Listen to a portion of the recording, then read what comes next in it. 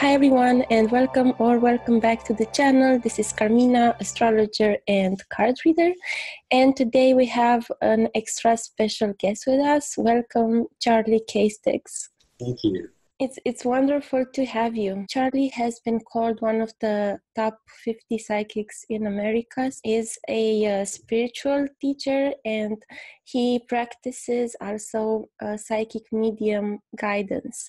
And also, I know he hasn't done interviews in a long time, so I'm very grateful that he's with us here today. My pleasure, Corinne. Thank you. I have so many questions for you. Let's start with something that is also a bit more related to this channel. I know you've been practicing cartomancy, like card reading, for decades. How did you get into cards, and how, how do you connect to that practice? Do you have a favorite deck? There's a few questions in there. First of all, I tend to favor some variation of the Rider-Waite deck.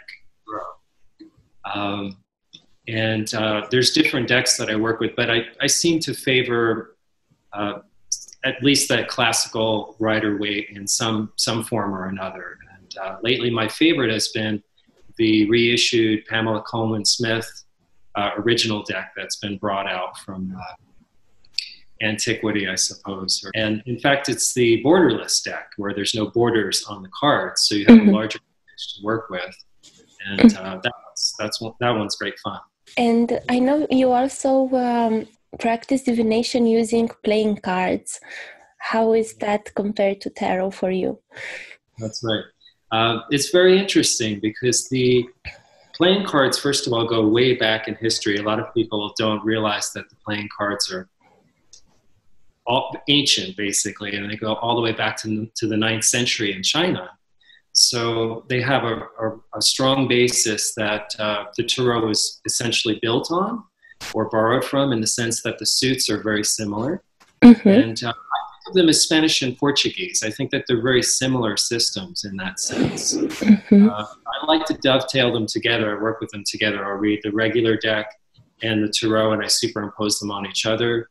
And it sounds complicated, but I don't think it really is that complicated. It just lends more dimension to the reading and lends more dimension to the imagery and the symbolism that's there. Yes, playing cards can be so wonderful, such a wonderful tool, and they're often disregarded because they are so common. That's right. A lot of folks are very surprised when they see the playing cards. Oh wow, what's that? Mm-hmm. But they have, as you suggest, they have a really rich character and symbolism, and the suits are synonymous with the tarot. So, of course, there's no major arcana. There's tremendous similarity, and I read them in a similar fashion, but they're not quite the same.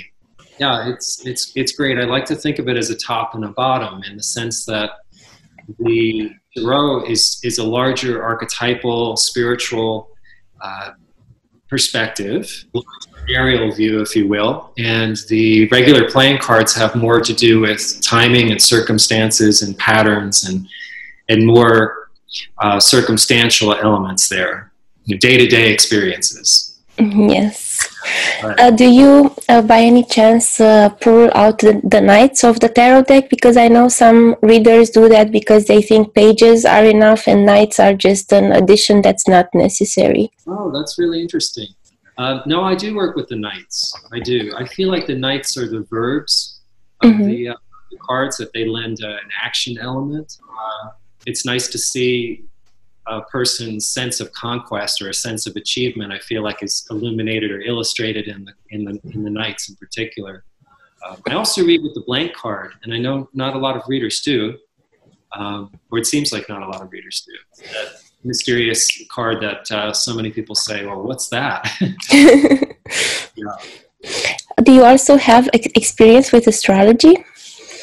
I have experience just in terms of receiving it, not yeah, I think it's a fascinating divinatory science. Complex, so intricate. Yeah, I have a great respect for it. But I don't have any personal experience with it in terms of guiding souls with it, no. I know that your journey started with some guidance from some members of a Native American tribe. Maybe you can share a bit of your experience with that? Sure, sure, absolutely. When I was 18 going on 19, I was introduced to a Native American teacher named Sun Bear, who is an Ojibwa, Chippewa tribe member. And he went on to become a very influential spiritual teacher and author. And I began an apprenticeship with him that lasted 4 years until his death. And it was quite powerful, quite wonderful to be able to have that early experience. He had a group of people around him called the Bear Tribe. And essentially the whole operation was about getting people to walk in balance, which was his expression for coming into harmony with one's own nature and nature itself. So he was really guiding people to come more into their sense of personal empowerment, or as Sun Bear said, to walk your path of power. To study with him. And then a few years later, there was a Lakota holy man named Richard Sparrow Eagle that came into my life. And that was a whole other experience because I was much more hands-on and connected to traveling with he and his family. And there's a lot of Native American ceremonies that we did. But again, a similar principle of focusing, the way I look at making medicine or making connection to spiritual power was through intention and focus and sincerity. So as much as people think there might have been a mystical formula I was studying with the Native Americans, it really was very simple in terms of focusing, sincerity and focus and intention, and being in tune with nature and in balance with your own body, mind, and spirit. And it's kind of a foundation that I've built upon in the sense of realizing that one of the most beautiful aspects of the Native American spirituality is realizing kind of a holistic or a creation theology, that all of nature is connected, all of humanity is connected. So I love the unifying aspect to it. That's all inclusive, mind and body and that kind of thing. Mind and body are considered one aspect. I think that's also very similar to what the ancient Indians believed in. So I think like these ancient people all had very similar belief system that somehow connected to each other, although they were very far. Right. You mentioned a little bit that you had experience with medicine when you were guided by your Native American teachers, and I know that in your readings you also integrate medium, psychic guidance for medical issues. How do you see disease in the body? What sort of imbalance is that? Is that a physical imbalance, an emotional imbalance, or what is your perception? Great question. So I would say that it depends on the person. But oftentimes, again, there's a holistic aspect where if the body's out of balance, there has usually been an emotional aspect that's also been compromised or in some way disconnected. In other words, a person's mind and body may be in opposition. I perceive in a very, what I call symbolic vocabulary in terms of seeing imagery. I might see washing machines that would relate to an interpretive symbol for somebody's kidneys, for instance. Yeah, so I tend to perceive and receive in terms of symbolic language, but some of it's very organic and I can just feel the sense of somebody having, for instance, trouble with their blood sugar or their respiratory. Or I may see a candy cane if somebody has high blood sugar, which is one of my symbols for that. The symbols are somewhat arbitrary. That's okay. I feel like guidance guidance works with us in any way that we personally identify with. If I see, for instance, a cane that somebody's holding, my association is that would represent a mobility issue. So it's fascinating in that regard. I'm certainly not a doctor. Guidance has drawn me towards being able to perceive issues with the body and be able to identify aspects with a person's health. And then I try to send them to the folks that can support them in correcting the issues. Do you think that what is healthy for one person can be unhealthy for another person, or there is I don't know if you can answer that, but do you think there's something that is, some things that are generally healthy, or it's very subjective what is healthy for one person? Again, excellent question. Really, that's a fantastic question. I think that, yes, there is what I would consider bio-individuality. So not every diet or path of life or holistic wellness plan will work for everybody. So it is very individualized, but at the same time, I think there's a fundamental aspect of congruency that runs through each human being. In other words, for you and I to enter into a state of what would be considered heart coherence or brain coherence, to enjoy more of a more relaxed brainwave state, let's say, versus stress. Now that's universal for everybody. It's universal to feel joy. It's universal to be able to have nutrients that really feed your system. I think that your routine or your specific protocol may need to be dialed in. I'd say everybody, actually, if I dare to say that, benefits from exercise. Everybody benefits from learning how to get oxygenated. Everybody can benefit from learning how to quiet their mind, because most of us are very top-heavy, and most of us are really centering our energy in the cerebellum, in the very back of the brain, of the survival centers, right? So if we're able to draw some of the energy and some of the attention out of survival and stress, and having our attention more focused like a laser beam instead of a strobe light, yeah, and the body tends to come more into balance, right? Better and rest better and all of that. So, especially with our sedentary computer lifestyles these days. Absolutely. I know that you practice mediumship guidance, and you also guide people to better develop their inner intuitive qualities. You have like sessions to help people develop that. Do people have different types of intuition that can be channeled, or is it like a similar intuition that you channel through different strategies? How do you usually go about that? Well, that first part, in terms of people's, let's say, their natural is very individual. It's what I call a perceptual route. So, in other words, I feel everybody has a dominant perceptual route. Some people are more aesthetic or oriented towards touch. Other people are more auditory and connected to hearing.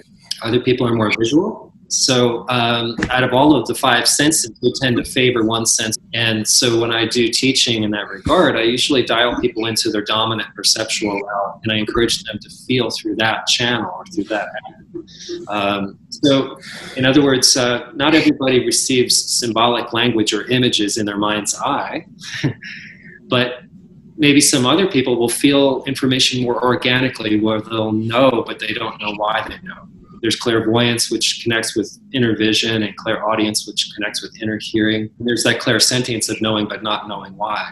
Yeah, everybody dials in a little bit differently, but what I've learned is and I think the most helpful aspect is realizing that if we can listen and look and feel and focus within, 100%, if you can listen, look, feel, and focus to the exclusion of everything else, then guidance tends to come right up to the surface. Plug in all 5 senses and become very sensual and extremely focused within your senses, then the 6th sense of being able to perceive and receive comes forward.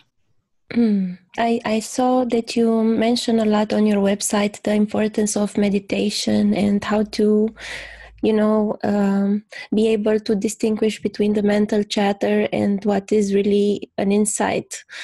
So have you been practicing meditation since, I don't know, very early age, or how did you get into meditation, and what type of meditation? Because I know there are so many styles. And let's see. Well, first, there's an interesting cross-connection or correlation between when I first started meditating and also when I first became introduced to the cards, which I didn't explain before. My first connection to meditation was through my eldest sister, Joanne.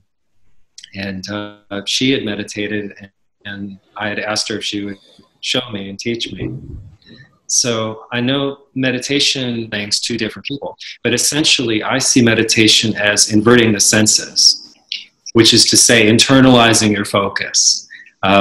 So taking your ability to sense and see and feel and touch and taste and putting that focus within to basically feel.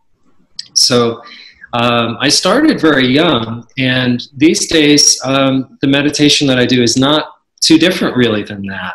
I'm always encouraging people to find a way to just internalize their focus, and it can be just as simple as just following your breath. And the interesting thing about that is once you say to somebody, now just pay attention to your breath and feel, don't just watch it but feel, they'll say, well, okay, then I start thinking about things, then I get distracted. And that's the nature of the mind, is it wants something to do. So I like to tell myself and my students, tell your mind to feel.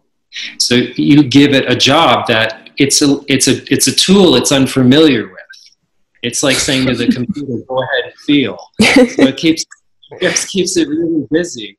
And as the mind works on feeling, then the greater aspect of you that includes your mind can go on to sensing. So I look at meditation as deep internal sensing, being able to invert or internalize the senses. And any process or technique that helps you do that is great. Yeah, essentially we're just getting in touch with the energy and the force that's keeping us alive. And instead of living on the surface of our skin, we're going deeper into our interior. And in my experience, that puts everything into perspective. If you can live from the inside out versus just the outside in. Some people say the way I meditate is just by walking and clearing my head or taking a hike on the mountain or things like that. Or does it have to be in a special setting, you think? Again, that's a very excellent question. No, I don't think it has to be sitting, and I don't think it has to be specific. And absolutely, you can meditate while you're walking. See, it's really about what I call cultivating more of an omni-focus. Focus means you're able to be in touch with your interior, and you're able to listen and sense your soul while you're walking through the world, or while you're connecting with people, and while you're engaged in activities. So it's definitely not exclusive to just sitting with your eyes closed, although I do recommend that as a good place to start. A lot of people, they need to learn to cultivate focus. So it helps to cultivate focus when you're undistracted. And then as your focus deepens and sharpens, it's a good test of your focus to go in with the walking meditation out into the world. So you want to be just as aware of your inner life and your inner world while you're connecting with the outer world. So absolutely, you can really meditate through clearing the mind and hiking in the woods. In fact, I think nature is basically the perfect platform for connecting with our spirits. We hear the word spiritual used a lot these days. What is your take on spirituality, and what is spiritual? Yeah, it's nice that it's becoming a very popular word. Nice. It's wonderful to see. So my sense of spirituality is to engage in interactive relationship with the cosmos from the inside out, rather than, again, the external to the internal. So engaging in interactive relationship with the universe or the cosmos means that you accept that you can communicate and receive information from the field or the quantum field or the universe. So spirituality, I feel like, is basically allowing yourself to have an intimate connection with life. Not so much a belief as it is an experience. Mm-hmm. It's an experience of embracing the life within you, and that frees us from a lot of conceptual constraints. For instance, spirituality isn't a matter of trying to get to a certain place or a certain level or a certain sense of trying to achieve something, so much as that it's recognizing what's happening. You know, the fact that you're alive, the fact that you have existence. To know that is wonderful. To be conscious of the fact that we're alive is great. But if we could really connect our heart and our spirit to that fact, then there's a natural ecstatic experience that happens. So to me, the spiritual experience or transcendent experiences are really as simple as a 2-year-old enjoying a piece of candy. Like, watch a little kid eat a piece of candy. To me, that's an ecstatic experience of beingness. I think spirituality connects us to learning how to be very well. Since we're human beings, we might as well learn how to be. And I feel like, yes, we have to achieve, we have to be responsible to our existence and perpetuating our survival and all of that. But the real shift here is if we can do from a place of being, then the experience becomes really rich. It's like being able to not just eat the ice cream, but enjoy the ice cream. Yes. Right? Be one with the ice cream. Right. It's just really enjoy the experience of your existence. So to me, spirituality is very practical that way. It's not so much a system of belief as it is a direct relationship with life. So it's more for you like a yin attitude of being receptive and perceiving and enjoying and contemplating, rather than the yang side of the polarity of doing and going after the spiritual goal. Right. That's a great perspective. I would say yes, first of all. I do see it as more of a yin process. Mostly because I feel like if we were to use a term like the collective unconscious, the general psychology of modern people, of the 21st century world citizens, we tend to be so top heavy, as I said before, in the sense of doing. So that to me is more of the imbalance that's happened, as we've become overly masculine in the sense of running really fast in any direction. People feel like they're getting more accomplished if they're really, really busy. But being busy and being effective are not necessarily the same thing, right? So even Joseph Campbell had a wonderful quote where he said that you can climb the ladder of success, but you want to make sure it's against the right wall. So I think for modern world citizens, we have to look at it like there's an opportunity to yes, we want to aspire and achieve a state of connectedness to our joy, to our original bliss, I'll call it. And there's an aspect of questing, there's an aspect of masculinity in the sense of masculine energy of striving, but it's founded upon feeling. Feeling is the foundation, and once you in other words, once you feel the atmosphere of connectedness to the universe, then the natural thing from there is to want to express it. My greatest conviction is that we are here to express and experience love. I don't think there's any higher purpose beyond that. And it's not that every other purpose is less than that, but I think every other purpose in life can be inclusive into that principle, which is to experience and express love. Because if we're focused on that, then all of the questing and all of the striving makes perfect sense. Following our passions, following the things that excite us, I feel is the route to that full experience of the self. I just don't think that we have to chase after it, but we do have to court it. We do have to romance that energy and let it know that we intend to evolve. So we're going to evolve nonetheless. We can either evolve at a snail's pace, at a very slow pace, or we can intend to evolve exponentially. And if you have that intention to evolve yourself exponentially, then that means you're claiming responsibility to be the greatest person you can be, the greatest expression of your soul. So that requires an ambition. But first, you want to have a sense of accepting that you're like a kite that has to be put in the wind, right? But you don't have to put the wind. You just have to put yourself in a position to be receptive, again, that feminine energy, to let go into the grace and let the grace guide you. I'm going to ask you, what is your perception on free will? Well, first of all, I have an interesting sense that free will, in my experience, is not mutually exclusive with destiny.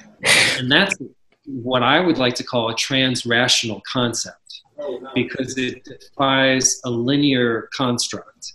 You know, as I'm sure you can imagine, we tend to polarize the two aspects. We tend to see them as exclusive to each other. There's either free will or there's destiny. And I feel it's like the water of the ocean and the sand of the shore. They're two aspects that are totally related.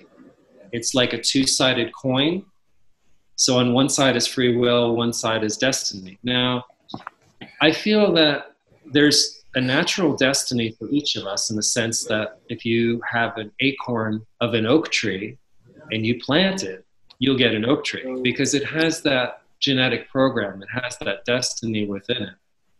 So the free will element is, for us now, we're not oak trees. So as human beings, it seems to me that we can embrace the guidance that comes to us. In other words, the inner feelings, the promptings, the imagery, what I call visionary sight. And we can embrace our potential to be guided by our instincts and our insights. And what that does is it helps accelerate and flesh out that destiny. It's like we get to be proactive about our destiny. So I feel that the two are two aspects that really relate to each other, even though they seem to be a contradiction in terms, they're really not. So they work together. Yeah, they're synchronized. And speaking of working together, I know that you consider yourself a teacher, a guide, a spiritual teacher, but your practice, your work is that of psychic and medium guidance. How do they fit together in your life, these two activities? Well, first of all, they're both aspects of guidance. That's the gift, that's the blessing that I am so blessed to be born into, is to be a guide of souls. In one sense, guiding souls through readings, through consultations, is a gift of me being in a position to provide information for the individual. So I'm able to give you information that relates to you. And that guidance should empower you. It should be practically supportive and helpful in terms of your well-being, in terms of your choices and your life direction and all of that. And in the sense that the universe listens or knows what's happening for you, there should be some confirmation that that guidance resonates with you too. Okay? So that's one dimension of it, is the sense of me guiding people in terms of the readings. Now with the teaching, what I'm in that role, what I'm doing is giving you tools so you can be more visionary. The distinction is that I'm giving you more of a how-to so you can learn to embrace your own guidance and you can learn to connect to your own divinity. And they're not really too distinct other than the connection with my sense of guiding somebody and teaching. That aspect suggests that there's some responsibility on the part of the student, that they're really interested in developing their own talent and their own ability to be spiritually connected, empowered. So I'd say the main difference is in the responsibility of the person receiving the guidance. Receiving guidance in a reading is more of a total receiving aspect of receiving information. Being taught the skills and being taught these insights puts you in the driver's seat, puts the student in the position of responsibility to engage their own skills, their own ability to listen and perceive. So when I'm teaching, I'm basically showing somebody how to expand their spiritual bandwidth. You know, nice analogy. Yeah, thank you. And it is. It's so beautiful because I love it. And it's my great joy in life to help with that. And as we increase the spiritual bandwidth, what that really means is that you're increasing your ability to perceive and receive, become more interactive with the universe instead of just hoping for guidance or waiting for direction. You start to receive some tutelage or guidance on how to plug into that. So they actually work very well together, the two elements. You wrote a book, and can you introduce it a bit to the viewers, and what your main purpose, what you mainly wanted to express with writing that book? Okay, sure. Yes, and hopefully it will come out in the summer of 2019, maybe late spring of 2019. And it's called Original Bliss, a psychic perspective. And Original Bliss is a book that has two parts, rather. And the one part of it is about spiritual empowerment. And the second aspect of Original Bliss is basically a DIY do-it-yourself psychic guidebook. So that guidebook is, again, focused on helping people cultivate skills so they can perceive and receive information for themselves. And there's that element works very well with the spiritual empowerment part. And that's what I hope to do with Original Bliss, is to introduce people to a very familiar subject. I'm certainly one of many, many people through history that has had this same message, which is that what you're looking for is inside of you. It's not outside of you. It's not somewhere external. And so rediscovering Original Bliss is about reconnecting with our heart, reconnecting with our spirit, reconnecting with our passion for life, our passion for our existence. So I discuss and explore some larger themes that relate to human life and that relate to everybody's life. And free will and destiny is part of that. So we had a bit of a spoiler here. That's okay. That's great. Yeah, that's great. Well, basically, it's largely about freeing ourselves. So for many of us, the challenge is that we get very attached to our story, to our narrative, our history, and we need a way to free ourselves from the binds of our past, the story of who we've been and how we've been. So we really need to reinvent a new sense of self and connect with possibility. So one way to do that is, for all of us, there tends to be a negative narrative, speaking of narrative, which is the part of ourselves where we tend to be critical or self-critical. We can either pay attention to that, or we can be connected to the noble narrative, which is the higher vision of yourself. And most people know that when we connect with somebody who may have a challenge in their life, but we only relate to them from the highest vision of how we see them, it tends to help them.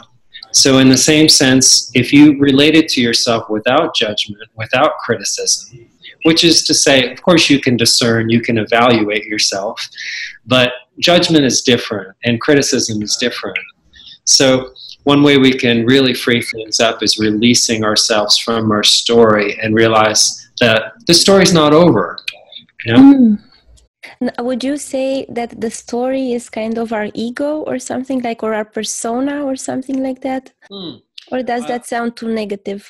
No, I think that the story tends to be filtered through the ego and the persona. We tend to see a much smaller picture, kind of like taking a telescope and turning it around, and you only see a little point of light versus the big picture. The soul sees the big picture.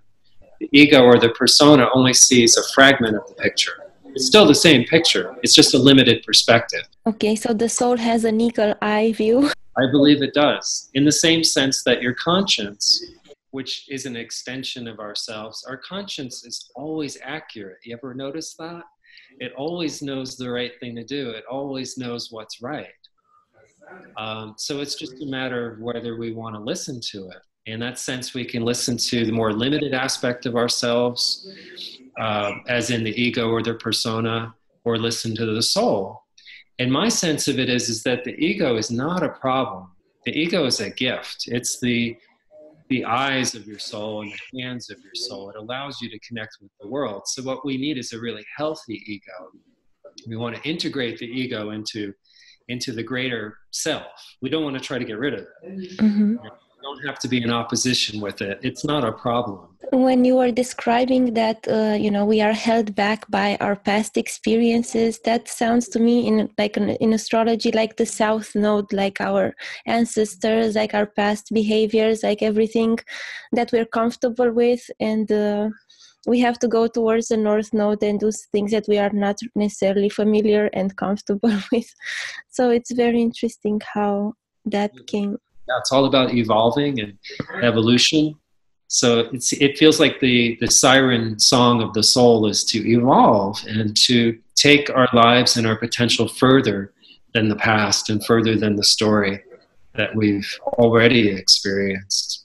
So I gather that you believe in reincarnation and the soul's journey throughout many lives and through many forms. I do. I wanted to ask if you, in your sessions, do you also see past lives elements, or do people ask you about that? Yeah, occasionally. It's not very typical for me. I don't consider myself a past life reader. Mm-hmm. There's wonderful practitioners that do a great job of that, but it's not really my path necessarily. Occasionally I will see some element of past lives that's there in a reading. To me, the importance is that it is relevant to the current life. In other words, the lesson has to be relevant to your current experience, because I'm concerned with who you are now and who you're becoming, and that's really more of my point of focus. So you're a more, what we would call a more Venusian type of reader, like practical things to help with persons' actual problems. Absolutely. I aspire to be. And I do subscribe to past lives and reincarnation. It's just I feel like, for instance, if I could parallel it with mediumship, even though I can communicate with people who have passed on, I don't know how all that works. And that's pretty strange, right? Pretty bizarre, because I have that ability to hear and to see imagery that connects people with their loved ones. And it has to happen organically. It's not something that I can request instantly. It has to come to me. So it's a part of the work, not all of it. But it's such a beautiful part that confirms for people that their loved ones are still here. Now, even though I have that ability to perceive and receive that information and that confirmation that the person has gone on to and is still connected in love, even though they've gone on, I really don't understand how all of that is over there. And I will remind people, I say, look, I'm here. I'm not there. I don't know how. So the same with past lives. I have a terrific sense of how it feels to me, and I've had a lot of past life memories. But one way of looking at it, especially from a quantum perspective, is that all of your lifetimes are happening simultaneously, and that a time is, as the physicists, quantum physicists suggest, it's concentric circles, and it's a spiral, and it's not so much a linear progression. So there's a multi-dimensional aspect to our existence, and it's as if those lives are layered or stacked on one another. Yes, a wonderful image, like a layer cake of topsy-turvy. We have great dimension to our being, just in the same sense that there's layers of skin. I think there's also layers of psychology, and there's layers of feeling, and there's layers of awareness. And I saw at some point on your website where you offer people services to help them practice their intuition. You also help them do what you call psychic hygiene. I really like that term. It's so clinical. Yeah, thanks. Thank you. Yeah, I do. I think it's important. I find those questions more and more with people. Saying, well, how do I stay clear, or how do I stay unaffected by somebody else's energy or somebody's negative energy? So it's a real treat to help with that, because as I tell my students, I didn't roll out of bed knowing how to do that. For many years, I was a professional reader, and I was being negatively affected by not embracing some simple principles. So I'm happy to pass those principles along. As a help for your viewers, I would say the core concept of psychic hygiene is similar to driving a car and staying in your own lane. Okay? It's very similar to that. And there's other information that you can receive that will help support that process, but essentially that's the most important thing, in a sense of learning to be able to bring your attention back to yourself and mind your own business. A big part of psychic hygiene is keeping our attention towards our spirit and towards our higher potential.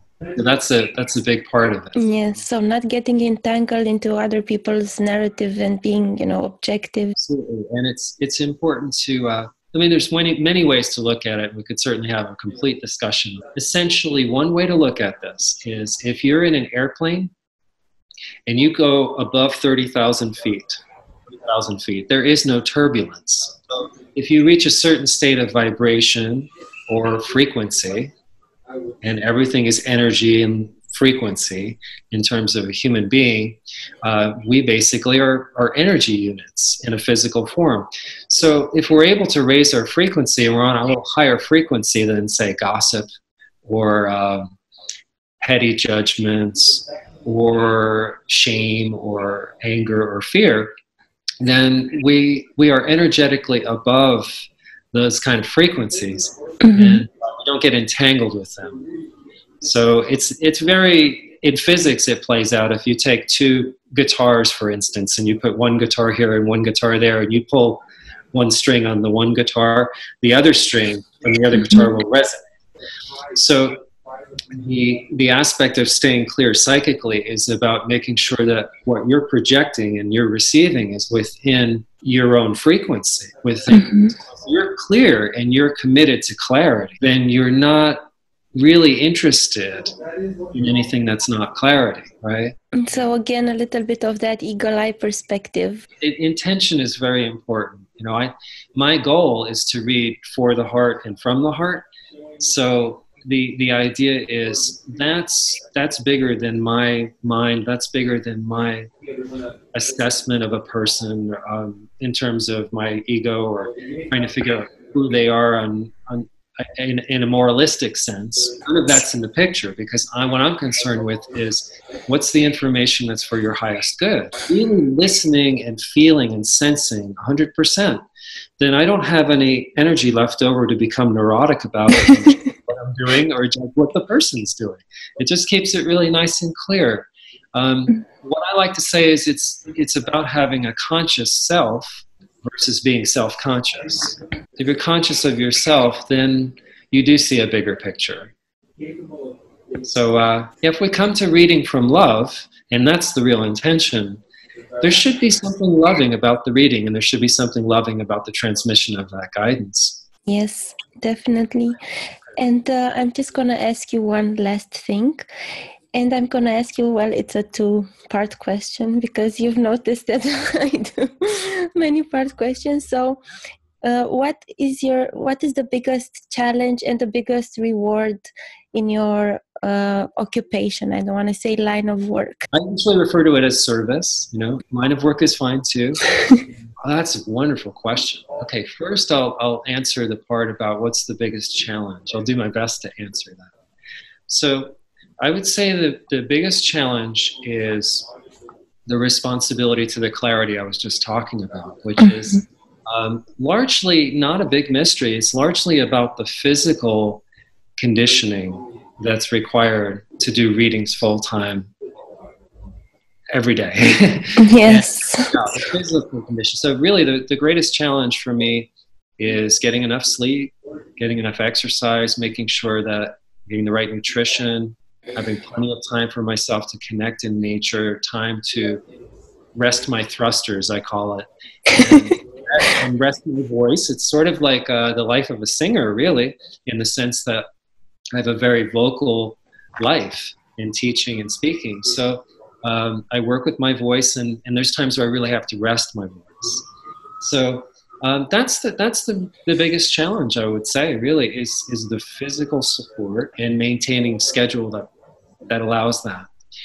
Now, the greatest blessing, the greatest joy that I have with the work is seeing the sense of fulfillment that people get, the sense of what I call confirmation, and also navigation, in the sense that when people feel that they're given information that connects them with a greater possibility for their destiny, then there's a charge from that. There's a joy about that. And when I'm able to reflect to somebody who they are, or what they want, or what they need, or what their soul's really asking for, then there's a great fulfillment from them, because then they feel very much aligned with their potential.